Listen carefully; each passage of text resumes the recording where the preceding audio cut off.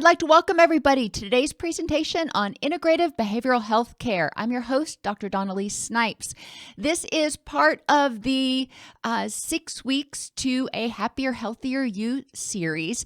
Today we're talking about psychological flexibility. Psychological flexibility is exactly what it sounds like. It means being able to get outside of the box, to think about things from multiple perspectives, to consider the big picture instead of having that tunnel vision. And we're going to talk about some ways to start doing that. The benefits of psychological flexibility, like the benefits of a lot of things that we're going to talk about, is that it can help you regulate your HPA axis. If you are able to get outside the box, you can reduce some of your stress, you can reduce your threatening perceptions of things, and you can have a more relaxed presence. You can feel physically healthier, which is going to contribute to increased immunity, reduced pain, all kinds of physical benefits.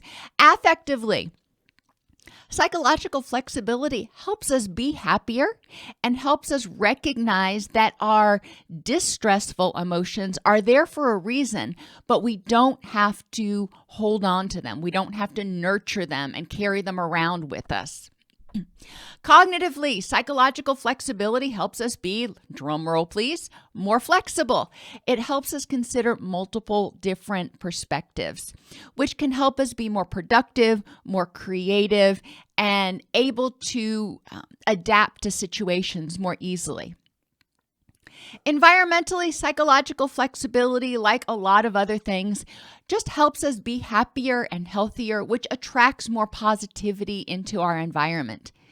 And interpersonally, psychological flexibility improves our relationships because if we are better rested, in less pain, healthier, more energetic, happier, and able to see things from multiple perspectives, guess what?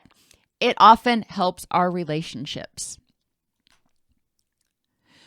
The first thing we want to do in psychological flexibility is define a rich and meaningful life. And I encourage you to do this with pictures and narratives. I'm going to give you some brief examples as we go through. But it can be helpful to define the people, things, experiences, and, health quality that are important in your rich and meaningful life. The reason for that is because it helps us figure out, how do I want to use my energy? How do I want to use my time in order to help me have the happiest, healthiest, richest quality of life possible for me? So the first thing you want to do is define the people, things, experiences, and health quality that's important in your rich and meaningful life.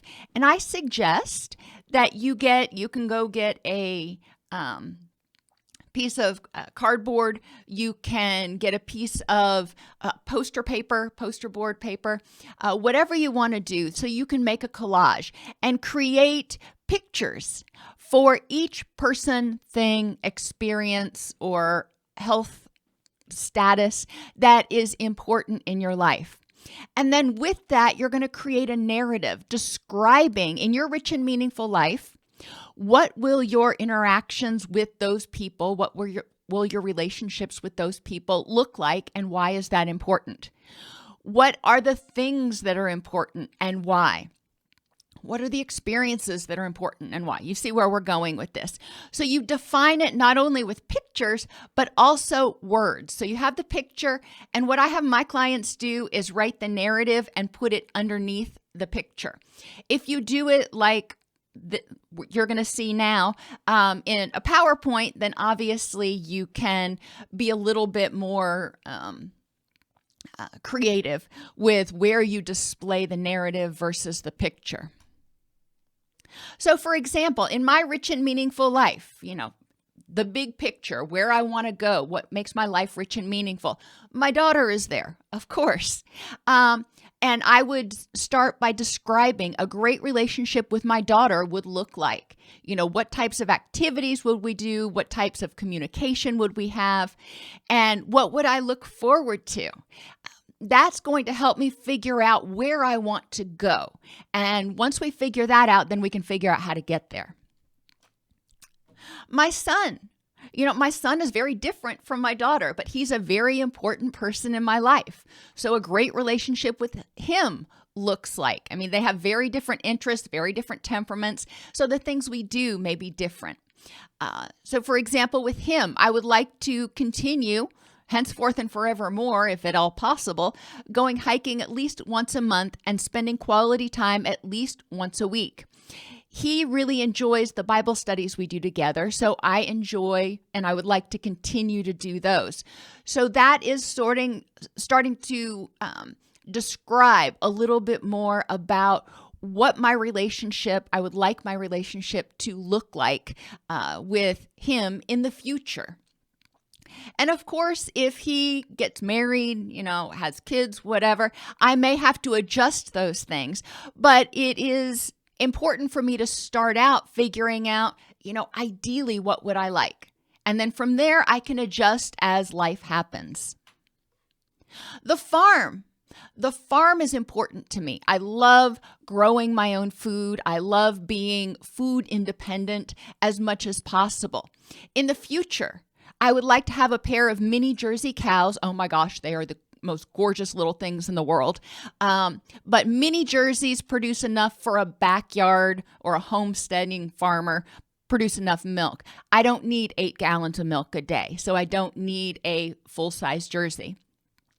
But with the addition of the mini Jerseys to our cows and to our chickens and our ducks, we would essentially be entirely food self-sufficient, which would be really awesome to be liberated from having to rely on grocery stores, from having to rely on food supply, and I would know exactly where it was coming from. So that is one of the things that's important to me, to be able to have healthy, organically grown food and food from happy animals. Our chickens are our friends. We only use them for eggs, but I like to know that they're happy and, they're not cooped up, but that's just me. So those things are important to me, what I eat, what I put in my body, where it comes from, and how it impacts the land.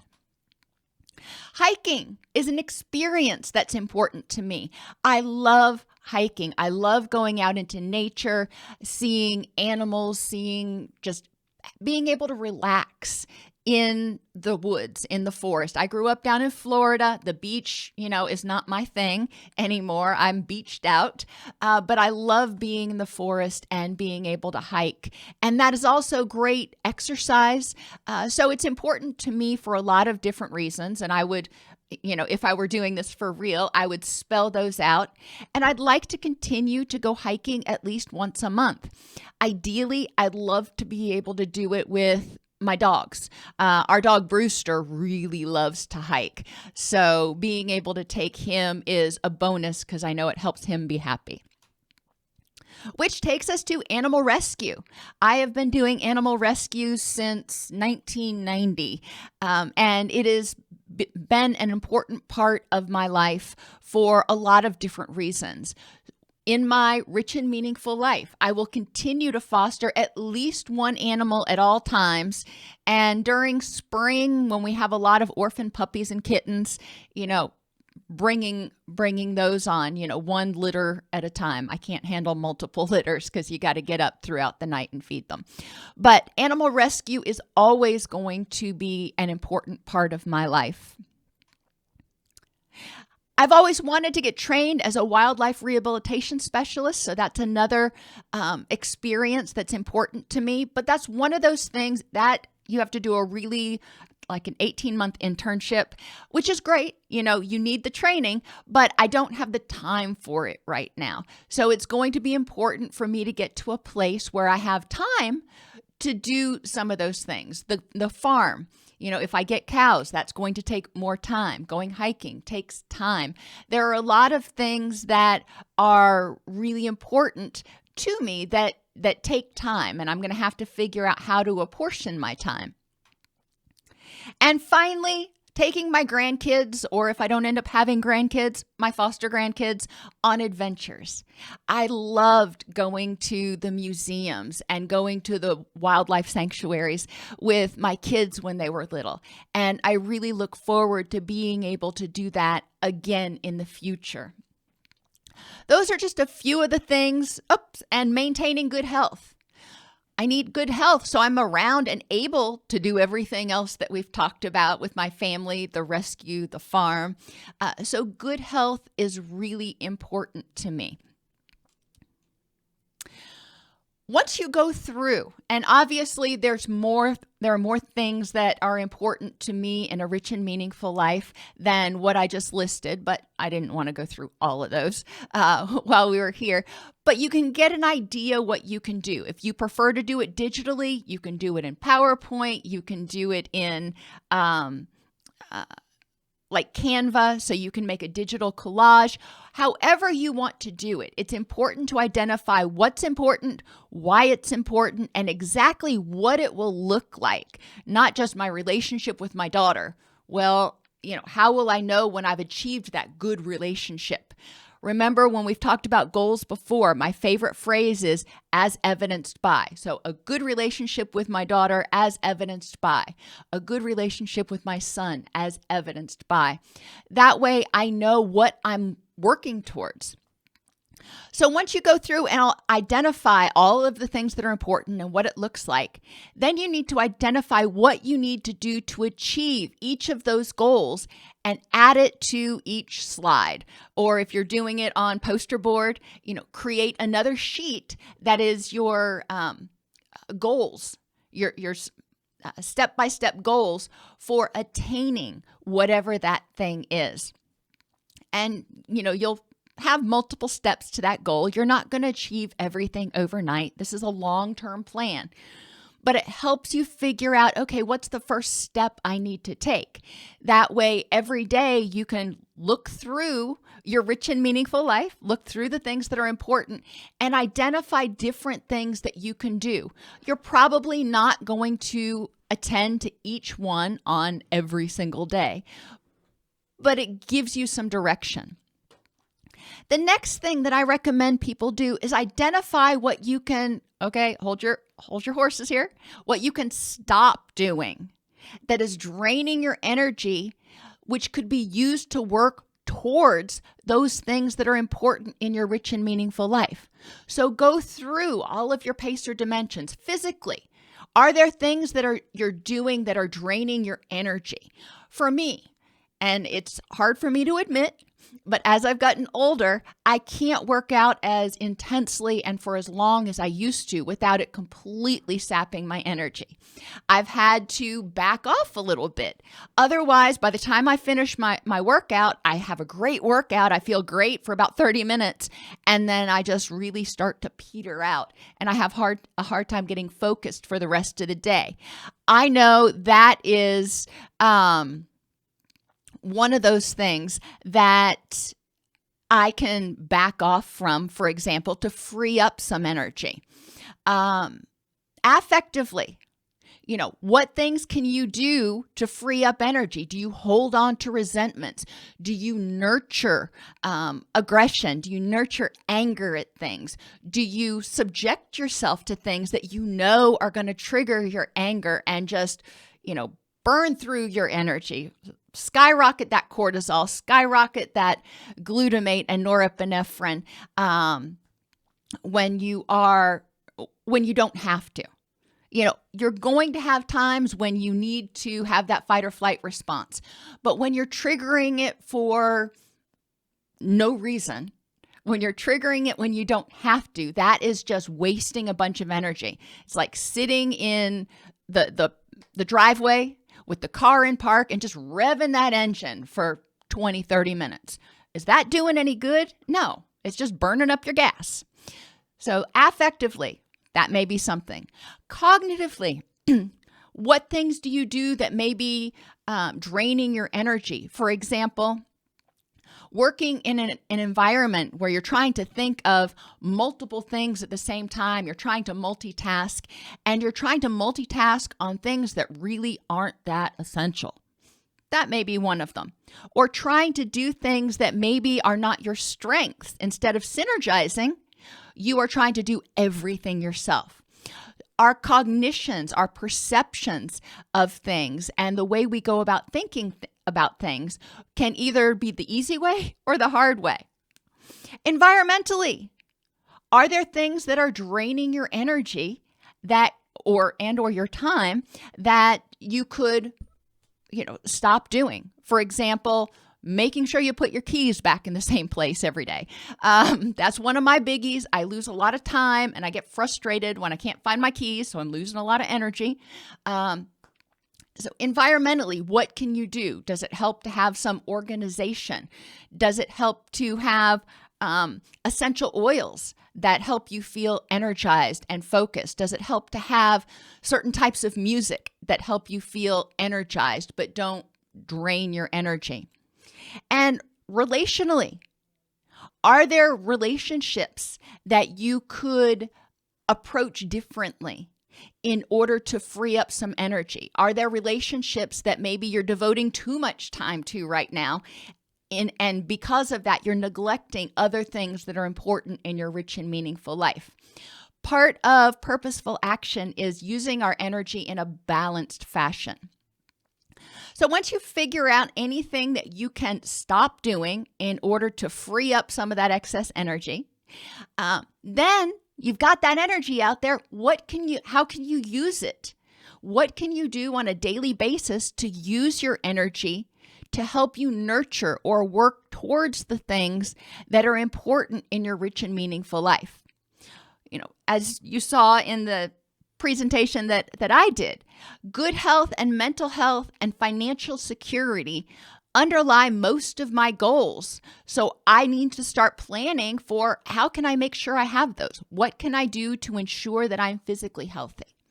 What can I do to take steps to ensure that I am mentally healthy, to prevent dementia, to address depression, anything like that?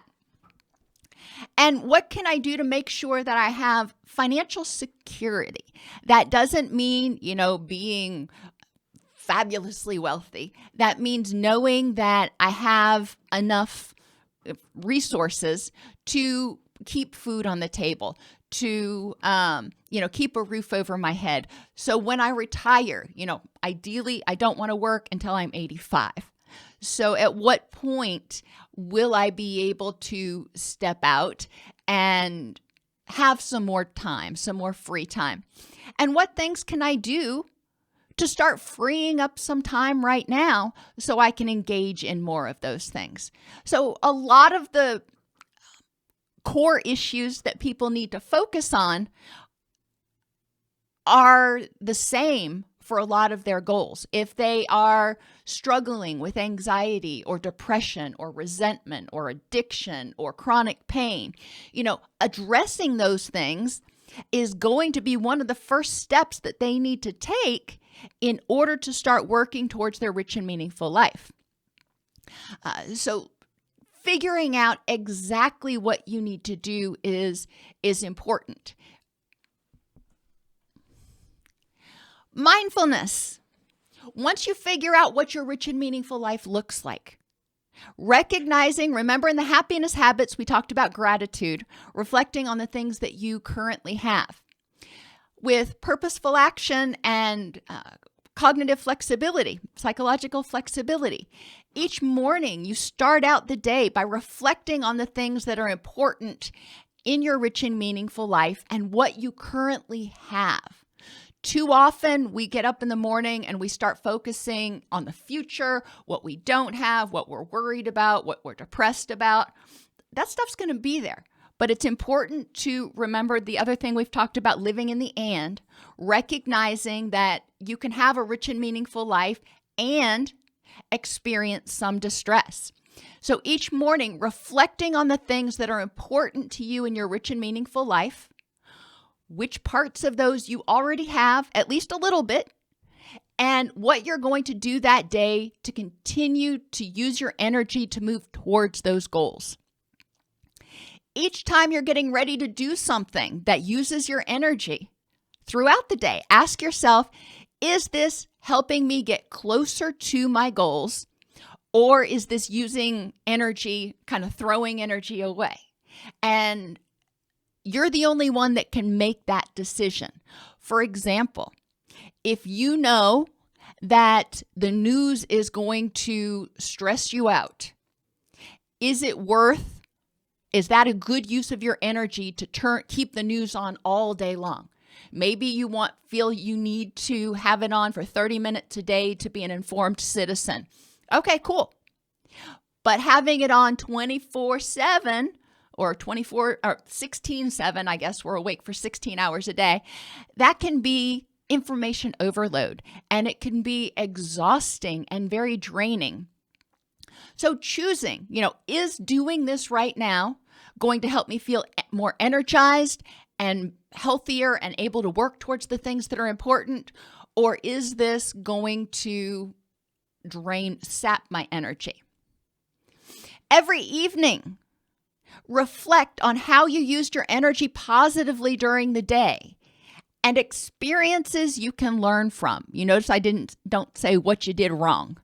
What I'm saying is reflect on how you used your energy positively to work towards that rich and meaningful life. And you can say, score, I did make some positive steps.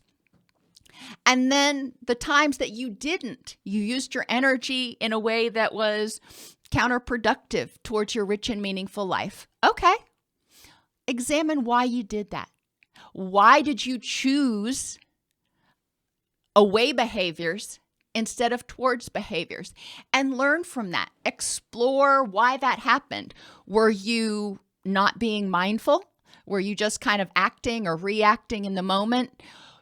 Maybe whatever it was more rewarding or very rewarding, and you chose to do that instead. You chose to go for the short-term benefits instead of the long-term benefits. There's a lot of reasons, but it's important to learn from that, because if you don't address it, you're going to keep doing the same thing and getting the same thing. You can think about your energy and your time each day like money in a bank account. You start out each day with a certain amount of money, and everything you do costs, and you've got to shell it out, and you want to spend as much of your money, as much of your resources as you can working towards those things that are important. As you go through life, asking yourself, is what I'm doing right now, whether it is stressing over something, helping me move toward my goals of a rich and meaningful life? And, part of health is also mental health. So if happiness is important in your rich and meaningful life, then setting that as a goal and figuring out what is the first thing I can do, what can I start doing right now to improve the next moment? How will I know what will happiness look like for me? And what is the first step I can start taking right now to move toward happiness and a rich and meaningful life?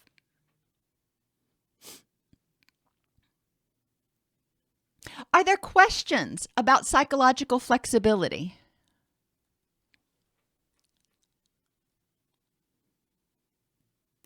Psychological flexibility is a tool that you can use that starts out with mindfulness, being aware of how you're feeling, what you're doing in the moment, or what you want to do in the moment, and then asking yourself, is this helping me move toward my goals?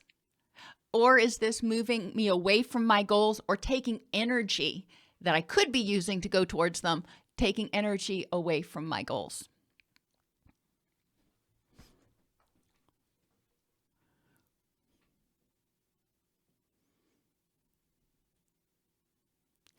And Kim Whitefeather, I will, when we get to the next, cognitive area, we can talk about irrational thinking.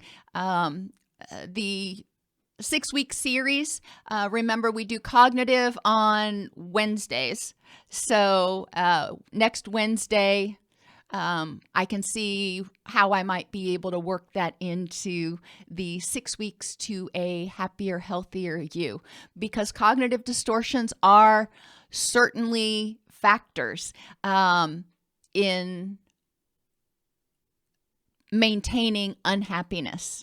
If you're interested in relapse prevention in the meantime, and also negative thinking, I do have multiple videos already on the YouTube channel that you can check out. Let me see. Hopefully I won't lose you guys. Let's see. Your channel.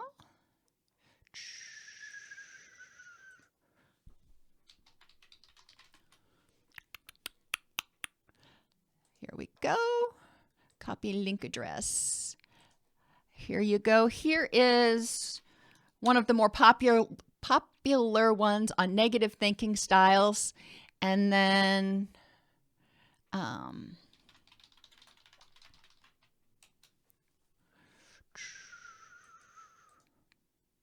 whoops. Let's just do that.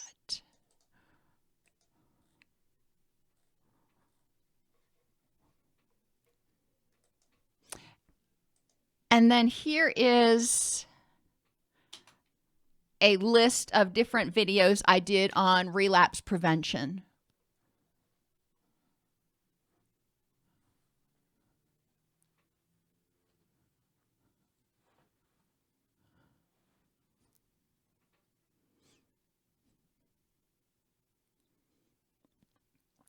And when you're struggling with anxiety and depression, it is important to remember to break things down into manageable chunks, identifying what is the next small step. Maybe that means just opening the blinds and sitting in front of a bright window for a few minutes. Maybe that means, getting up and just, maybe yesterday you didn't have the energy to shower. Okay, well, let's see, maybe you can do that today. Maybe that can be your goal for the day, is to take one small step.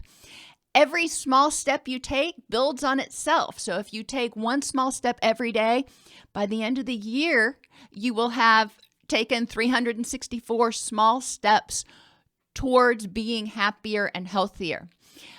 It's also important to address the things that are prompting the anxiety and depression. Remember, anxiety and anger are both part of the fight or flight response, and they are normal emotions that happen in response to a perceived threat. So if you are feeling angry or anxious, that's your body telling you there might be a threat. You need to check it out. So that's important. And then you need to identify what those threats are, if they are currently threats, and how to cope with them. Depression is a state of feeling hopeless and helpless, a state of feeling powerless and unsafe a lot of times. So it's important to address, what is it that I am feeling hopeless and helpless about? Remember, depression, as well as anxiety and anger, but depression especially, has a lot of physiological causes. There are a lot of things like hypothyroid, hormone imbalances, poor nutrition, poor sleep, sleep apnea, chronic pain, chronic inflammation. The list goes on. There are a lot of things physiological things that can cause depression. So it's important to see your doctor to rule out any physiological causes of depression. It's also important to remember that depression can cause some of those things. So if there are cognitions, if there are thoughts that are causing your depression, or experiences from trauma or grief that are contributing to your depression, your anxiety, your anger, it's going to be important to address those with a therapist, with a spiritual leader, whomever you feel is most equipped to help you with those things. But all of those things are steps you can take toward your rich and meaningful life, which, like I said, for most people does include feeling happy and energetic.